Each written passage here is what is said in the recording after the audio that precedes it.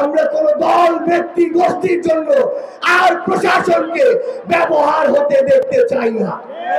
আমরা স্পষ্ট করে আরেকটা কথা বলি, আগামী বাংলাদেশে আমরা মিডিয়াকে কোন ব্যক্তি গোষ্ঠী দলের দালাল হিসেবে দেখতে চাই না। এই মিডিয়া যেন কোন ব্যক্তি বা দলের এজেন্ডা বাস্তবায়ন করার জন্য কাজে না লাগে। এই মিডিয়া যেন প্রপাগান্ডা বাস্তবায়ন সেলের অংশ হিসেবে কাজ না করে। 24-এর পূর্ববর্তী সময়ে কয়েকটি মিডিয়া অন্ধভাবে দলের দালালি করেছে। তাদের সংবাদ কর্মীরা আজকে তারা যে সেই চ্যানেলে কাজ করে সেটা বলতেও লজ্জা পায়। আমরা চাই না 24 পরবর্তী বাংলাদেশে কোন মিডিয়ার আর এই করুণ দশা হোক।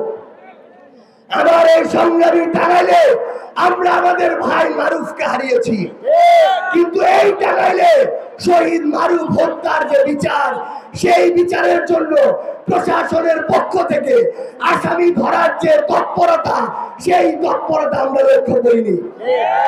আমরা দেখছি এই টাঙ্গাইলের প্রশাসন কিংবা কিছু ব্যক্তি, কিছু গোষ্ঠী, কিছু দলের নেতাকর্মী এখন সেই বিচারিক প্রক্রিয়াকে সামনের দিকে অগ্রসর না করে বরং এগুলোকে নিয়ে মামলা বাণিজ্য শুরু করেছে। আমরা চিন্তা রাখছি কারা এই মামলা বাণিজ্য গুলো করছে। ওই 5ই আগস্টের সময়, ওই অভ্যুত্থানকালীন সময়ে হয়তো খুনি হাসিনা ভয় পেয়ে খুব অল্প সময়ের মধ্যে পালিয়ে গিয়েছে। হয়তো তখন সিদ্ধান্তগুলো দ্রুত গতিতে নেওয়ার কারণে কিছু কিছু সিদ্ধান্তের সীমাবদ্ধতা ছিল, কিন্তু এখন আমরা প্রত্যেকটা স্টেপ পর্যবেক্ষণ করছি কোন মিডিয়া কার হয়ে কাজ করছে, কোন প্রশাসন জনগণের উদ্দেশ্য সার্ভ না করে ব্যক্তি বা দলীয় বা গোষ্ঠীর উদ্দেশ্য সার্ভ করছে। আমরা এই প্রত্যেকটা বিষয় পর্যবেক্ষণ করছি।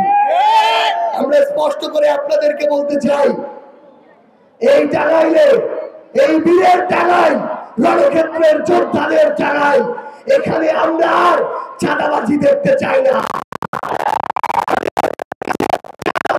পরিচয় সেটা হচ্ছে সে চাঁদাবাজ। কোন ধরনের দলীয় ব্যক্তিগত অন্য প্রভাবের প্রোটেকশন দিয়ে রক্ষা করেন না। কেউ